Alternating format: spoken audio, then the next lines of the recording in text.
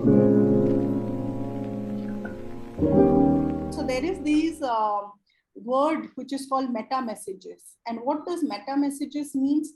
Meta messages means that while you might be talking to a person for certain amount of time or sending a mailer in a certain window with a limited word, the messages or the intentions or where you're coming from is spread around in different sources. So we are, when you talk about digital body language, it is not only when you're sitting in front of the Zoom and the 5 tips that you talk about, your light has to be here and your makeup has to be there and your body language is there. It is about everything that is communicating. If you are picking up a fight on LinkedIn with someone, if you're commenting on some religious stands on certain platform, or you're doing anything, it is all gets somewhere connected. And when someone is spending a certain time or trying to be influenced by you, this all data actually comes together to that person. So it's very important that we understand that digital body language is not about just Zoom call or our WhatsApp messages or just our email. It's connecting the dot entirely, and most importantly to the thought process that is there within us and to the person that we are. So, and one of the most important thing in psychology that they say, one of the concept which is called as Pygmalion effect. Now, Pygmalion effect says that, when you have a positive expectation, like say Chitra is doing her venture, I am doing my venture. If I have a very positive outlook and believe that, this is the need of the hour and I'm going to out there helping people, that will come out in my meta messages. And that meta messages may not be just words, they're much beyond that. They might be pictures that we are sharing, things that we are sharing, liking, words that we are choosing on WhatsApp, and of course, the rest of the world as well. All right. So this is where meta messages means, and it's an important concept. In this 1 hour, probably we will try to highlight some of the concept, and you can always read about them in the later stage. The other thing that in spite of all of it, in spite of so much being known, why there is a big problem? The big problem, of course, is, ambiguity, because we all talk in different tones, being rushed into certain meetings, having limited time, and not having that follow-up, maybe a coffee chat or a lunch break or any of other things, we probably, lot of things become very ambiguous at times, because we misinterpret certain things. We probably may not be thinking the context that the other person already knows, but we may realize that the person doesn't know and never asked you, and that's why never showed further interest. So a lot of ambiguity is there. Second, power plays. While in an organization, depending when you walk into a director's desk or etc., there is a certain way or gestures that are done.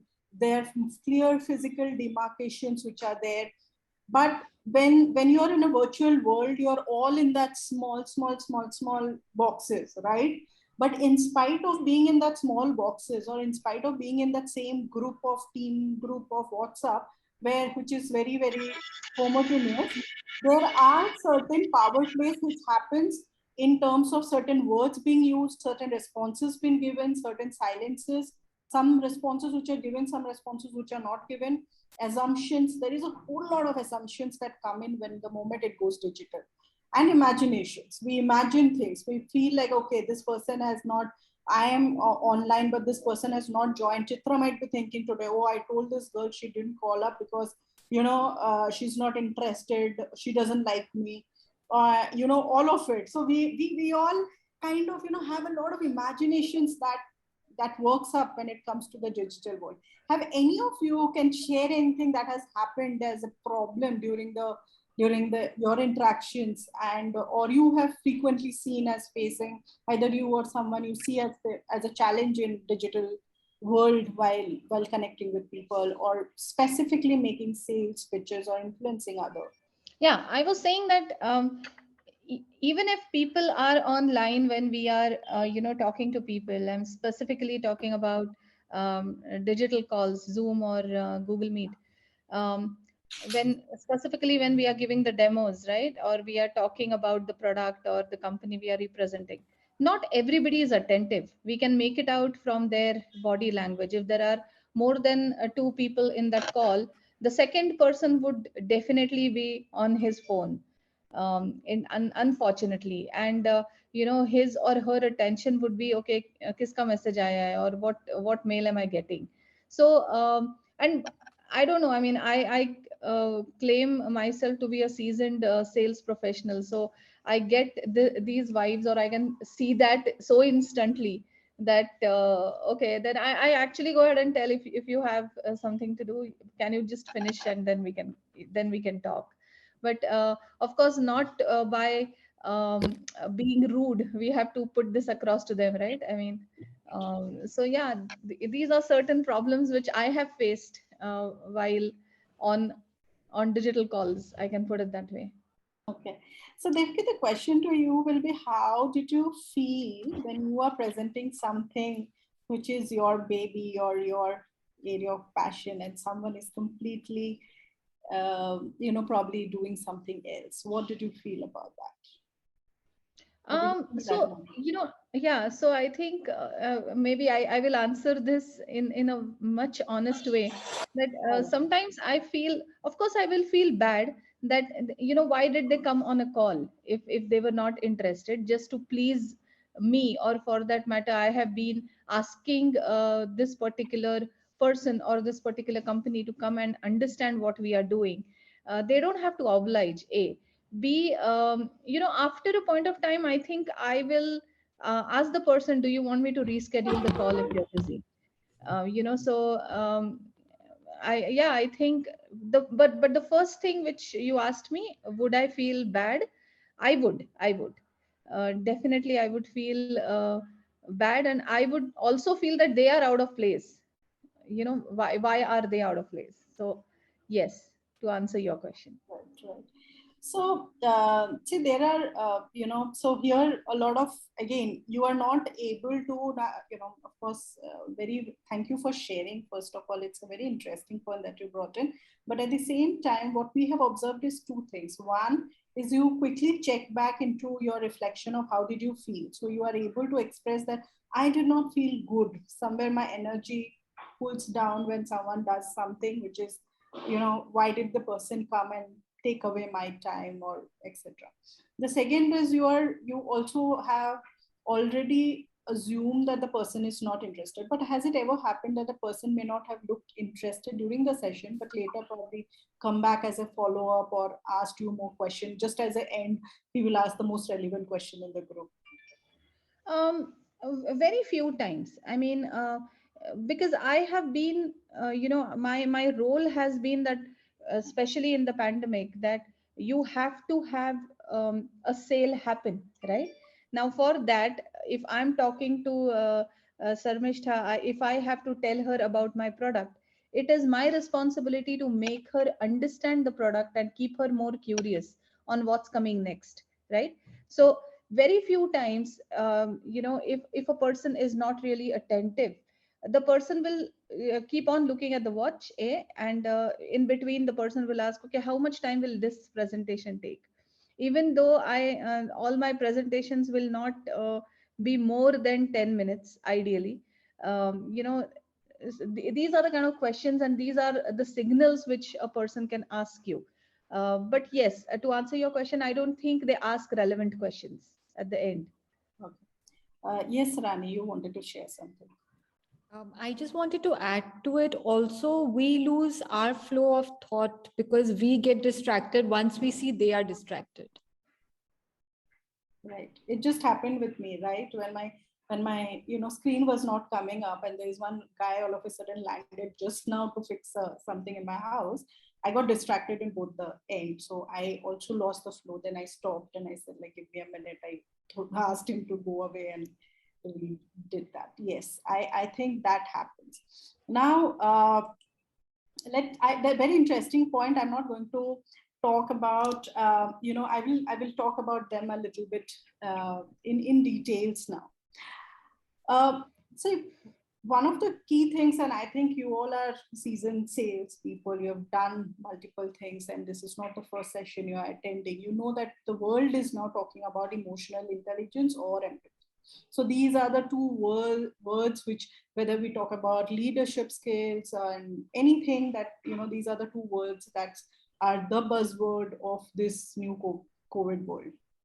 Now, one of the most important thing when we talk about and this is where behavioral health comes in, that, the first point is having a self-empathy, right? And at that moment, we come from, our perceptions, we come from certain biases, certain perceptions, certain, we have done 100 sales pitch, so we know that there are certain trends, certain kind of people never are interested, certain kind of engagement or body language that this person is not interested in, etc. But when we kind of need to be aware that these are my intrinsic biases. And at the same time, empathy is not compassion. So compassion is another word that we keep using, right? Compassion is self-care, kindness, all of it. But empathy means that you're aware that what's happening to you, right? So all of a sudden, when someone just looked at their watch and looked back, for whatever reason, that gesture might just give a tinginess, it just might give a something, a feeling of that here he goes again, like, it's again that same thing which is happening. Or sometimes being just anxious that this person is not asking any question. The entire presentation I did, there was no questions that were asked. So just checking your feeling, that how am I feeling? I'm feeling, or I'm procrastinating that the person is not interested. Bringing that feeling, being just aware that what am I feeling? Am I feeling nervous? Am I feeling neglected? Am I feeling angry? Am I feeling insecure? Am I feeling lost? Am I feeling my mind is on other places? Whatever the feelings and thoughts are, I think at any time having a self-empathy or self-awareness is very important. So like Devika had that awareness. She says that when it happens, my energy dips. Now I might be presenting to 4 people, and one of them, who might be the most important decision maker, rushes through the whole thing, doesn't pay attention. But there are still those 3 people who might be listening to me. So what a self-empathy does is it quickly says ki now that, and when you start noticing yourself, ki when something like this happens, I get a little distracted. And I can tell you my personal example, being in HR, we used to have and in service industry. So I worked in EXL, and we used to have a lot of client visits, right? So the clients used to come. Invariably, the operation teams always used to keep HR session during lunch, right? So working lunch and HR session. So our sessions used to see the maximum distraction in between. And initially I used to feel a lot like, when we made like our deck has gone some 20 rounds of rechecks and done some 5 rounds of reviews and practice and this and data collection for last 1 month. All of this has happened for this half an hour window where they're busy eating butter chicken, and at the same time I'm supposed to tell them that how great we are in recruitment and how capable our talent management force is. So at that moment, I think this was a great insight for me that came, that check your energy, because what used to happen is my energy used to dip the moment some distractions used to happen. So the moment I do my self check, I used to come back saying like, whatever, whoever does, I'm going to give the best pitch of my life and I'm going to give the best presentation of my life. And I think that helps when you talk about self-empathy. And this really, what Devika mentioned, is a day-to-day challenge that we face. And this is in all of us do. Even now when I am selling my platform, I see people either, asking questions which are very, very basic, which probably I would have told them in previous session or previous discussion, and again getting repeated and asked multiple times.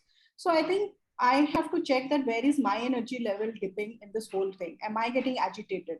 If I'm getting agitated, it comes down in my tone. It comes down in my responses. It comes down in the word that I'm picking up. If my energy is dipping, then I lose interest in finding a better solution or a different solution for them. Maybe at that time, asking a quirky question to just to bring the table on board or bring the attention that, have you faced this in your organization, or have you seen, how do you think is your time this going on, how have you managed this challenge? Just asking this question quickly, someone feels on toes that I need to respond to that, because I need to show that I know my organization and my challenges well. So I think that brings a certain attention quickly, but it begins, so we devise those tricks only if we know that where we stand in certain situations. So self empathy is a great thing, and probably self awareness is one of the things that goes hand in hand during this whole emotional intelligence bit. Active listening. Active listening just does not mean that I'm listening to, oh yes, yes, yes. Active listening also means reflection. Active listening also means paraphrasing. After a certain person talks about certain things, paraphrasing, repeating that, if I understand you correctly, these are the two things you are talking about. If I understand you, or just asking the question, certain probing question. So active listening does not means that, okay, now this person is going to present and I am going to kind of, and this is a great way to even start sometimes, that I am hoping that we all are active listeners, and I'm sure that we all are active listeners. So we will, in this, I will just take 10 minutes of your time. So even before someone tells that how much time is left for your presentation, telling them, I will take 10 minutes of your time, and I just hope that we are actively listening in this 10 minutes. And after that, probably I will just open it up for questions and answers. So those, giving those cues may help people, and at the same time, we also practicing this active listening helps us to paraphrase, to understand. And most important thing that happens in digital, while even I am doing this session, a lot of people might be thinking about something else. You might be thinking, your mind might be wandering on something else. Again, you will come back, which is perfectly fine. We are human. That is why mindfulness is a practice and all of it that we talk about, because mind goes off and mind has to be brought back. So that is where active listening takes part. And one of the tricks, if your mind is often going on and off, I think one of the tricks to solve that is just taking a note paper, diary, and just writing some key points. Because when you're writing 1 2 3 points, you are more listening to write. So there is an objective behind doing that, and that keeps your mind on track. uh, the third thing that I will share is, and after this I will ask you if there is anything else. These are the three things out of many many things. Emotional intelligence is a huge subject, but I felt these three are very important, so I'm sharing. Mirroring. When you observe, now first comes self empathy, then you are actively listening. You know where you are, and with knowing where you are, you are also actively listening. The third phase, to influence someone, in psychologically they call, like, the mirroring effect. So mirroring is great tool where you start mirroring the person's tone or gestures. And if someone has a very smiling face, and is a soft spoken, uh, probably trying to be a little smiling and a little soft spoken, or bringing your tone to his or her face, might help the person to be a little more, connecting to you immediately. It's a psychological tool that is used. So, and similarly, if someone has a very straight gesture, like, someone who comes back from, say, an army background or something, the body language is very straight, and, they talk looking exactly straight on your eyes. Doing that with them helps, right? So mirroring one can only happen if you have, one, connected where you are. Second, you have also done the active listening part, observing the person. And third is when you can then get into a mirroring phase to influence the person to what you are saying. Anything else that you feel, or does this make sense? Is it interesting? And is there anything that you want to share, or anything that has worked immensely for you in form of body language or emotional intelligence? It's very interesting to know that mirroring, kind of just watching them, and so letting them know that we are with them, or we are aligned with them. We are same. We are not something different world. We are in that. So something like that. I think that's very interesting to know that. Yeah. Yeah. Mirroring, something very interesting I want to add over here. If you've seen two people who are dating very close to each other, girlfriend, boyfriend, you see often, and I keep talking about dating. I know you guys must be thinking I'm quite, last time also I gave an example of dating, but I do feel that somewhere relationships are the same and they follow the same kind of sequence. And that is why, whether with a customer or whether with your girlfriend, boyfriend, whatever, the idea is to establish the connection. So the eye contact, the smile, what she rightly said, mirroring, that you see, especially in the initial stages of a relationship, they'll both smile together, they will both make the same hand gestures and kind of clap the hands together and seem to be really enjoying themselves. So I really like that point on mirroring. I talk about it sometimes in my post. Very valid for selling. Yeah, absolutely.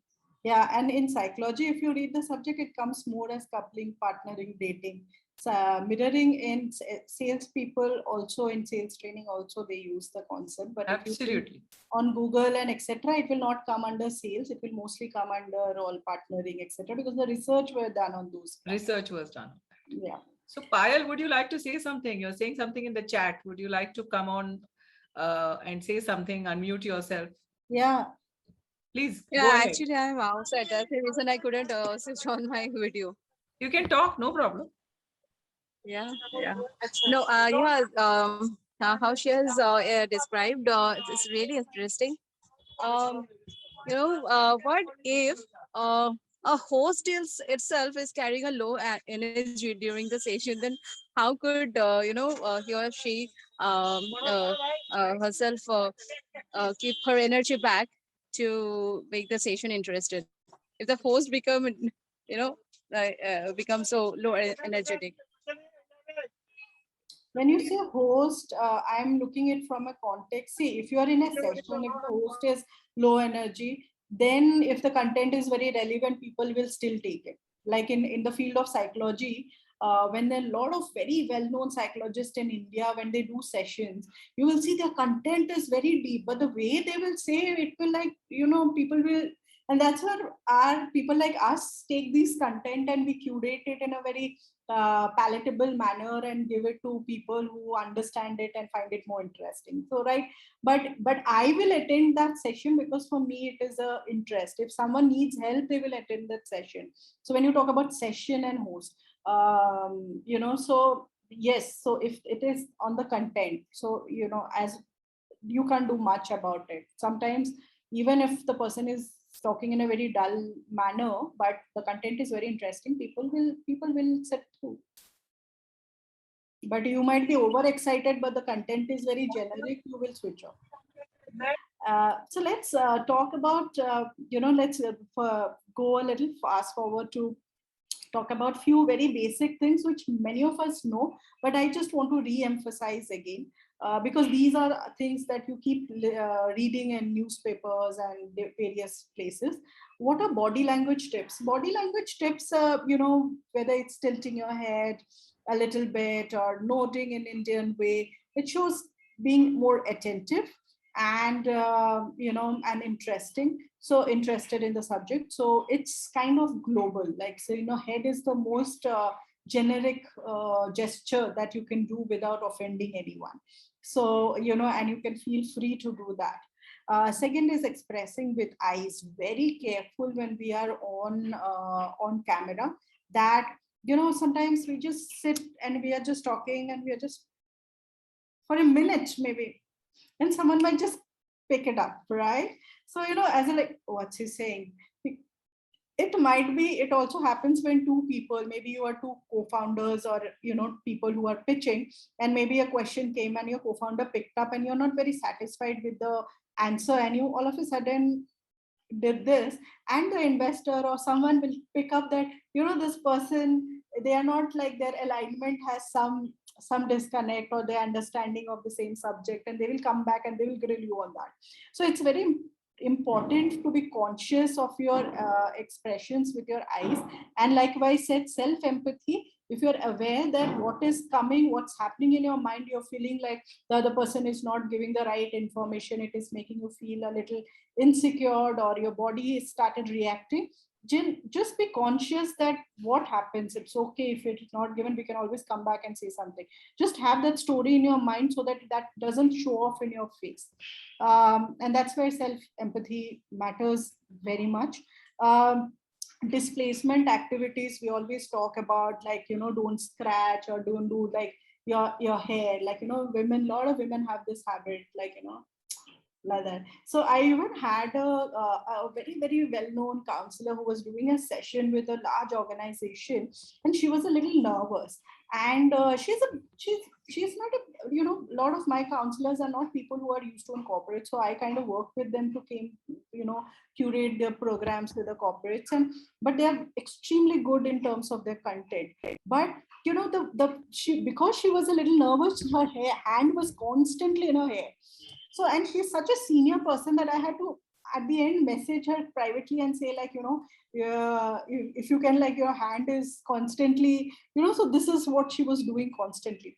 Unconsciously, she was doing. Someone who knows, someone who understands, but these are things that happens very unconsciously, and we need to be a little knowing about it.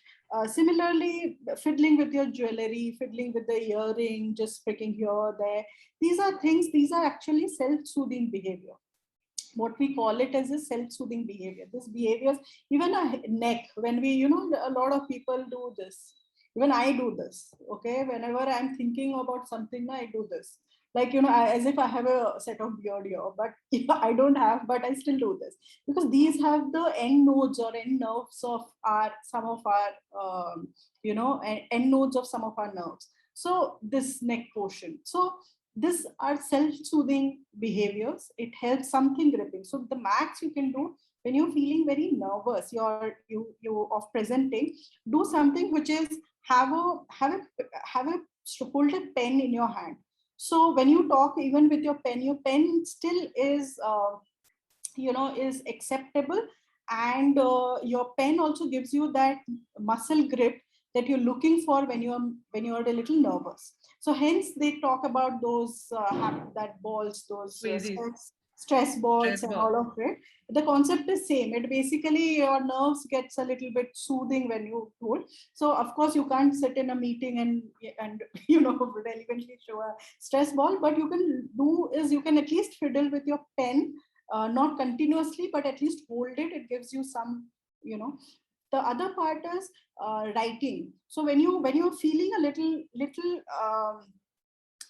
nervous, probably if you can just write something, it might be a scribble, it might be just scribbling something, it might be just doing, but if you keep writing or doing something in your paper without knowing, maybe making just circles, that also brings certain calmness in your nervous system. So these helps in replacing a certain sense of nervousness that you all of a sudden get, and that happens mostly when you start the meeting. And after, once you're in the flow, I think you are more comfortable.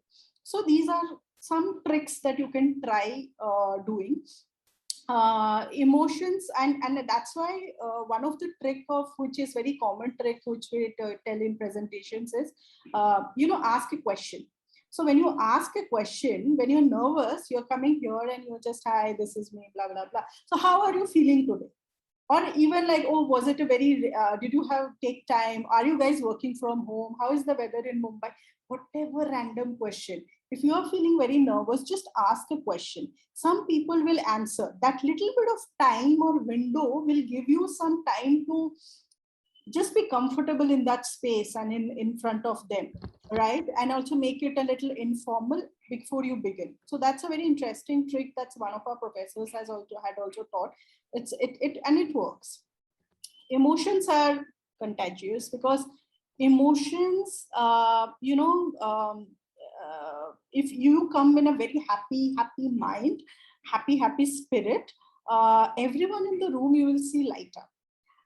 It happens. If you come in a very, if you're very troubled, and if you have a very important meeting, try to even avoid it. Try to reschedule it. It might look look a little odd because you probably worked for that meeting quite a bit and you probably tried. But if something has really gone bad, you had a really bad fight at home, or really something didn't work, or something really bad went on, if you can just move it for a day or a few hours and calm yourself down. Because like how positive emotions are great, similarly, if emotions are a little bit down, and if you have worked so hard for a meeting and if you are not able to present it, then it kind of, you lose the battle, right? You will be nervous, you will be upset, you will be already going in a mode of like, nothing is happening good in my life kind of thing. So it's important. The other part is that sometimes you don't have a choice and you still have to go for that meeting. At that time, what can happen, or what can really help 2 or 3 things is, one is deep breath. When you are really agitated, you will see that your breath, or you're anxious, your breaths are very shallow. So if you observe, if you are in a self-empathy mode, you will observe that you're breathing very shallowly.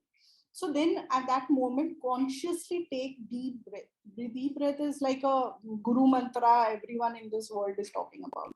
But deep breath really helps, because take some few deep breaths, calm your mind, close your eyes, focus on something, and visualize something nice. Like you want to switch off, right? You want to switch off what has happened outside in my house, maybe a bad fight, or you had a difficult conversation with your boss and about the numbers of sales, and you're going to a very important client and making a pitch.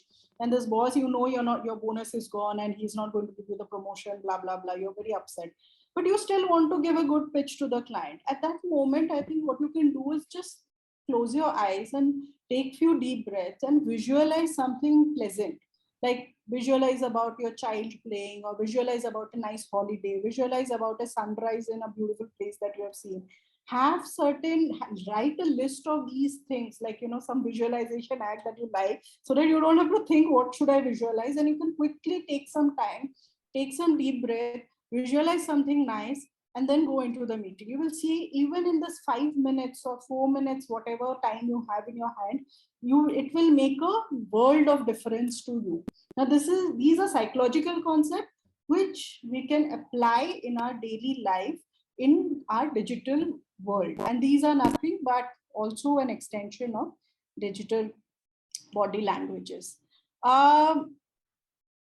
Okay, anything that you, Gauri says, yeah, writing certainly helps. Yes. Okay. So digital body language, some of the basic things that we need to know is that in this virtual world, people are constantly on Zoom calls and constantly online. So whenever we are, trying to engage with them, try to see that you have given enough context. So your emailers, your presentations, sending them off beforehand helps. And the audience should know why they are there. Like, are they relevant for this subject?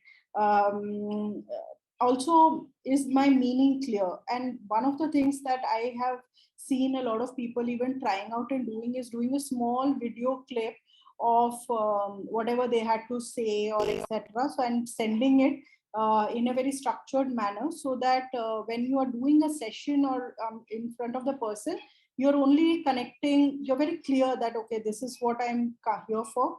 It really difficult for me, because I come from a space, I am trying to build a space which has a lot of stigma and very little awareness on mental health. So a lot of senior leadership ask me very basic questions, and they probably try to see that, even if we talk about whether an assessment or whether what is behavioral health, to make them, it takes a time. There is a cycle of learning that happens for me. So I am also trying to curate a lot of content which can go very easy way to people much before I sit in front of them in the system, because then I see it get lost in very basic discussions and I lose out on the time of telling critically what I can offer and what I can help. So, and is the medium appropriate? Very important, because depending on how lengthy or how complex your content is, you need to choose the right. Writing a long email, people lose the content, or they looking at the length of the email, a lot of people skip the email, even reading the email. So it has to be that it has to align. While writing a long WhatsApp post, like a huge WhatsApp post sometimes that comes, that, people don't read. So we have to, even if you're doing a, like if you use a HubSpot, they give a A and a B plan, which means that they have a long and a short version. So even for you, when you are doing certain pitches, sales, etc., maybe whenever you're doing any kind of communication, try out A and a B, which is one is a long, one is a short, one is a visual, one is a text, and then see which kind of category has a faster response, and then choose the faster response way to then promote it to the larger audience. Yes, emotional tone. Am I striking the emotions, right emotion tone? Am I injecting my own emotion when they aren't relevant? So for example, I'm very passionate about something, and I'm very passionate about diversity. I'm very passionate about women empowerment. So if I go and I'm doing it in an organization which maybe do not have diversity as a great thing, I might be very emotional and passionate about talking about it, but then, I need to see that, whether the other person also prioritizing it, and am I, like, if they have said like we can look it later, am I overly pushing the whole agenda? So I think those are things that we probably need to constantly see, very basic things.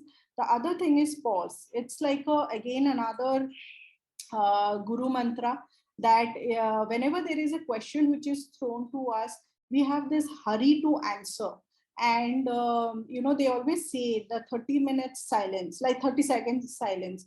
Like, whenever someone is asking a question, just count 1, 2, 3, 4, 5, 6, 7, 8, 9, 10 before answering, if you want to make it a practice, right? So, and if you don't have, so whenever someone asks, even before someone ends the question, we try to answer, right? So it's like, no, what you are thinking is, oh yes, I agree, oh right. So I think pauses are very important, because pauses give a reflection that you are very gathered as a person. You're not nervous to get questions, or you're not in a hurry to urgency to oversell. So pause is a very powerful tool. And all of us, there are many things on pause again, so you can read, you can understand, you can think about pause and practice pause of 30 seconds, and it can make a world of difference. And similarly, whenever you're angry or agitated, please avoid making any suggestions or questions or at that moment, or maybe take the pause, extend the pause a little bit more before you react to it. So because psychologically there are signals that our body, like, when our mind has a certain cognitive behavior, then our body gives a certain bio indicators happen, like flushes and heat and etc. And then we kind of try to react in that mode, and your body takes exactly certain seconds to come down to its original, like at least go down the cycle, and you have to react in that cycle and not when you're at the top of your reaction mode. The sign of silence is used as not as negative. Silence is also positive. A lot of people are work in silence. A lot of introverts use silence. So you will see a lot, if your customer is a little bit introvert, they might not respond to you immediately. They might take some time. So if you gauge that the customer is introvert, encourage them to reply their feedback on email or share with you a message or etc. Think about it and come back, and not ask them multiple times that please, what do you think, or even you to feel that this person is not interested. Okay, so basically there is this book called by Erica Dhawan, Digital Body Language, very famous book.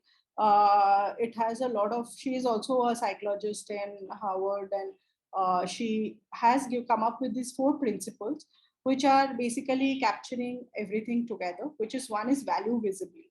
So like Chitra just mentioned at the beginning of the session, that, respect time.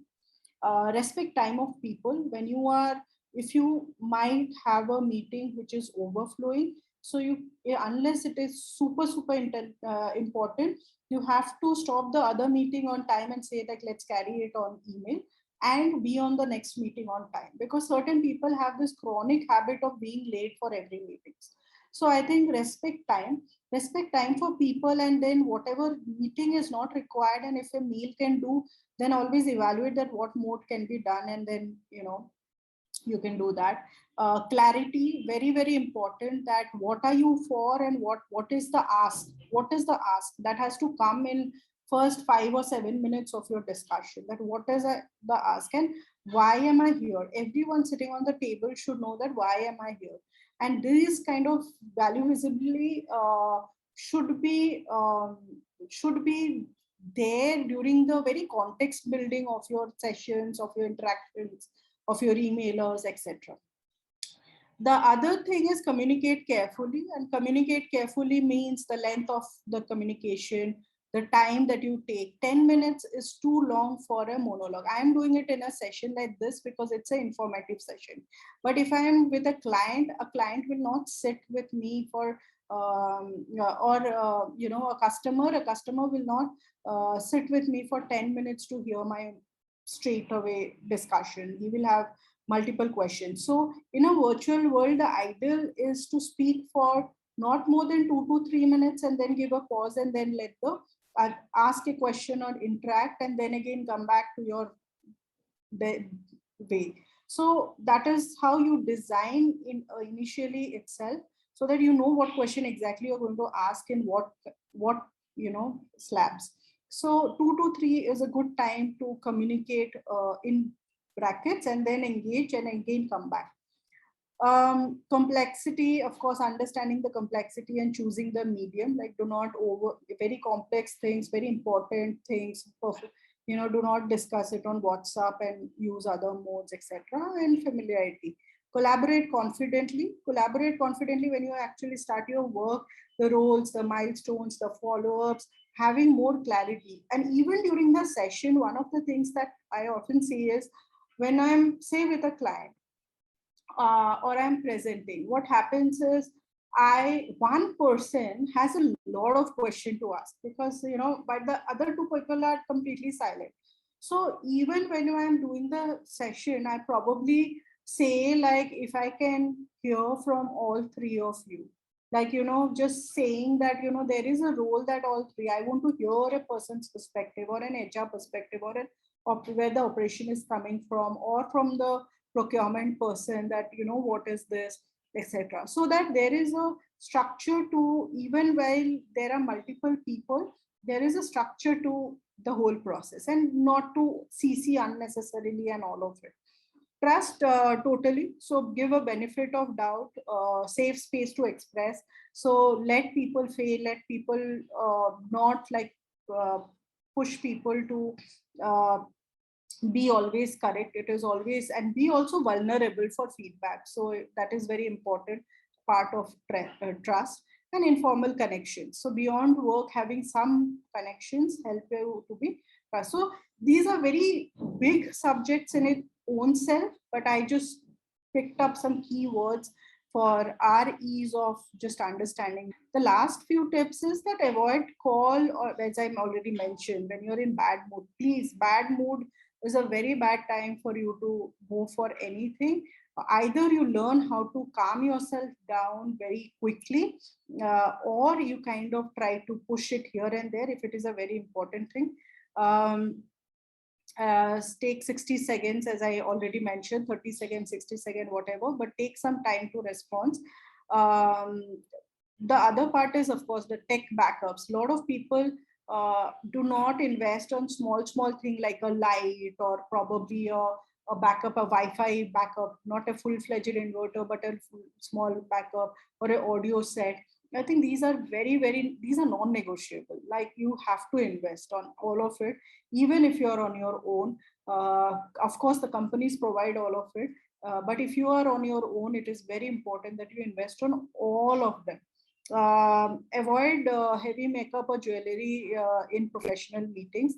Nowadays, I have seen that even people are very okay to come very, very in a basic attire for sessions, because the world has become virtual. The expectations have also changed. So, even I see a lot of interviews being taken or interviewee coming in very, very basic attire. So it's okay. And but it is very important that we don't make something very loud, which kind of distract the other person from what you are saying. Uh, Again, like Devika mentioned, avoid checking phone in between the discussion. Even sometimes even we as a presenter, or when we are the one who need, who are like on the other side of the table, and we also check our phone. And the moment if I am checking my phone, I do this, it is very visible to everyone that I'm doing something on my phone. Like how much ever I do this, you do this, you can do whatever level of eye contact, but it is the moment I read an email, it is very visible to everyone. So please avoid doing that. So the idea is to keep your meeting short so that you make impactful meetings, and these are there. And of course, write keynotes to be present. It is important to even write notes before the session as well as after the session also, sending a summary, actionable, etc., etc., to be very clear on the digital media. So because you don't have follow-up discussions on the runway. Can we see last slide? Last slide. I think previous slide she meant. Okay. So these are some of the interesting things. Now I would like to hear next 5-7 minutes what we have from you, that in this whole context that I was sharing. What do you think that your guru mantra that it worked for you, and you can share it with us,